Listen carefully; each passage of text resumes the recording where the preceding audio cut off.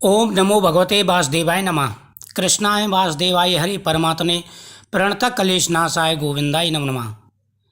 स्वागत है आप सभी का मेरे एच.एस. भारद्वाज यूट्यूब चैनल पर। मैं हरिओम शर्मा आज आपको दीपावली की कार्तिक अमावस्या की कथा सुनाऊंगा। नारद जी कहते हैं, हे राजन, जो कार्तिक कृष्ण अमावस्या को दीपावली करता है वह कभी दरिद्री नहीं होता। इस संबंध में एक प्राचीन इतिहास सुनाता हूँ। थोरसन देश में सत्य शर्मा नामक एक अत्यंत दरिद्री ब्राह्मण रहता था। उसके मन में सदैव यही लालसा बनी रहती थी कि यदि मेरे पास धन हो तो मैं उसे दानादि धार्मिक कार्यों में व्यय करूँगा। इसके लिए वह सदैव विष्णु भगवान का पूजन किया करता था। वह जो कुछ कमाता सब व्यय हो जाता। तब इस दरिद्रता निवारण का उपाय पूछने के लिए एक विद्वान से उसे बताया कि तुम धन को प्राप्ति के लिए शिवजी की आराधना करो। तब से वह शिवजी का उपासक बन गया। निदान 1 वर्ष बीतने पर एक दिन शिवजी ब्राह्मण का रूप धारण कर उसके पास आए और बोले कि हे विप्र, धन की प्राप्ति हेतु तुम राजा के पास जाकर उससे वरदान मांगो कि कार्तिक वदी अमावस्या को हमारे सिवाय और कोई अपने घर में दीपक ना जलावे। ब्राह्मण ने ऐसा ही किया और राजा ने उसकी बात को स्वीकार कर लिया।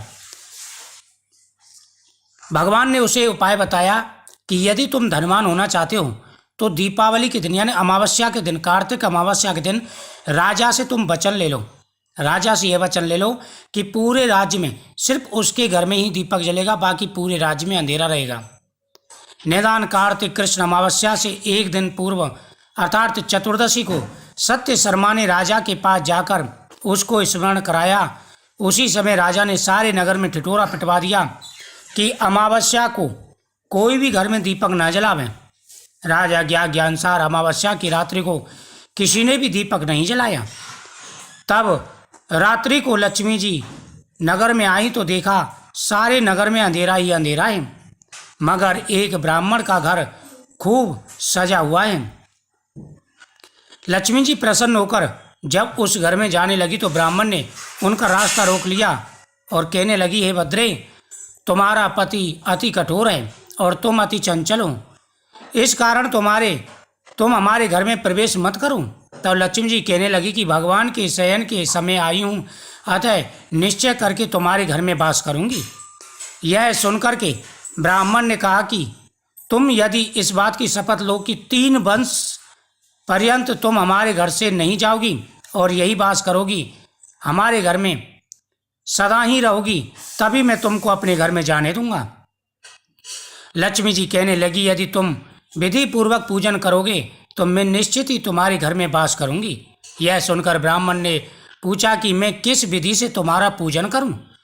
तब लक्ष्मी जी कहने लगी कि कार्तिक वदी अमावस्या को प्रातःकाल स्नान आदि करके देवता और पितरों का पूजन करें, सायंकाल हमारा पूजन करें। सबसे पहले स्वास्ति वाचन द्वारा गणेश जी का पूजन करें, फिर कुबेर का पूजन करके संकल्प करें, तत्पश्चात लक्ष्मी जी का पूजन करें।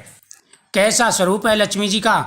कमल के आसन पर स्थित, कमल पुष्पों की माला धारण किए, कमल जैसे नेत्र वाली, गंभीर नाभि वाली, स्तन के भार से नम्र सुंदर वस्त्र वाली, देवताओं के हाथियों द्वारा मणियुक्त गढ़ों से स्नान करने वाली, कमल पुष्प हाथ में लिए ऐसी लक्ष्मी मेरे घर में निवास करें।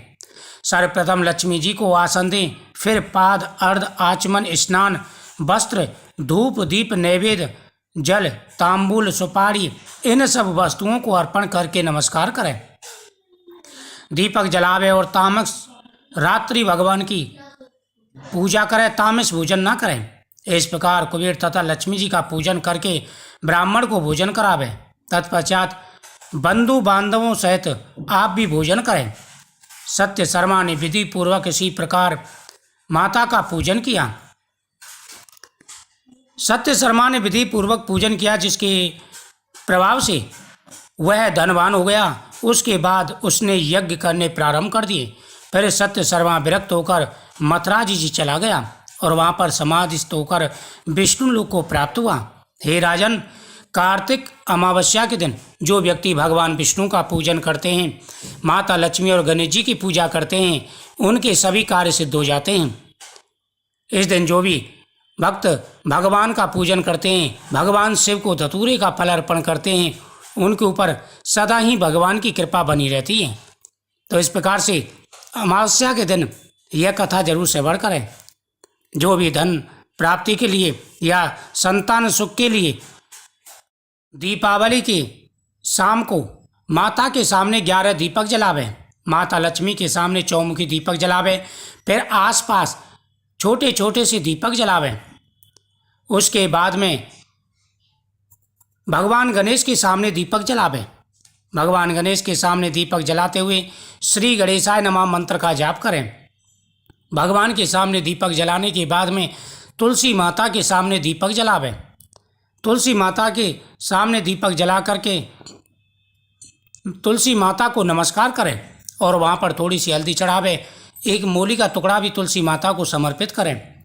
उसके बाद में घर के मेन दरवाजे पर दीपक जलावें, चौराहे पर दीपक जलावें, पीपल वृक्ष के नीचे दीपक जलावें, भगवान शिव के सामने दीपक जलावें।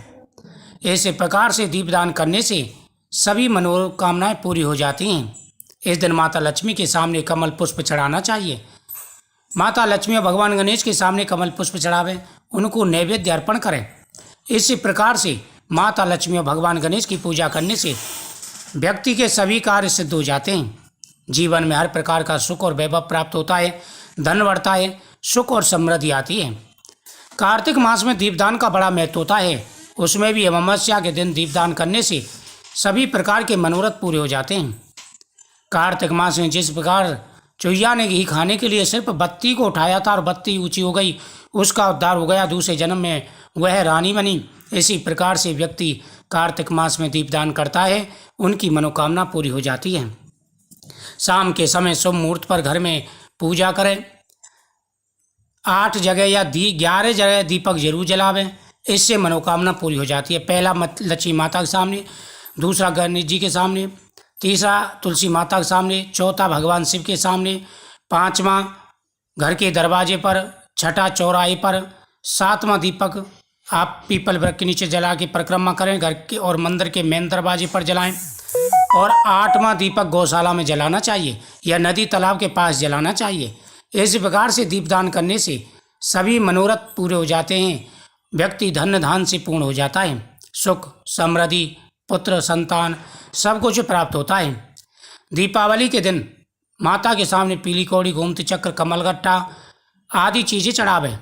ऐसा करने से माता प्रसन्न हो जाती हैं। कार्तिक मास की प्रतिदिन की कथाओं का श्रवण करना चाहिए और इस कथा का श्रवण करने से दीपदान का फल प्राप्त हो जाता है। वीडियो को ज़्यादा से ज़्यादा शेयर करें, चैनल को सब्सक्राइब करें, कमेंट में श्री महालक्ष्मी नमः जरूर लिखें। माता आपकी हर मनोकामना अवश्य पूरी करेंगी। श्री महालक्ष्मी नमः।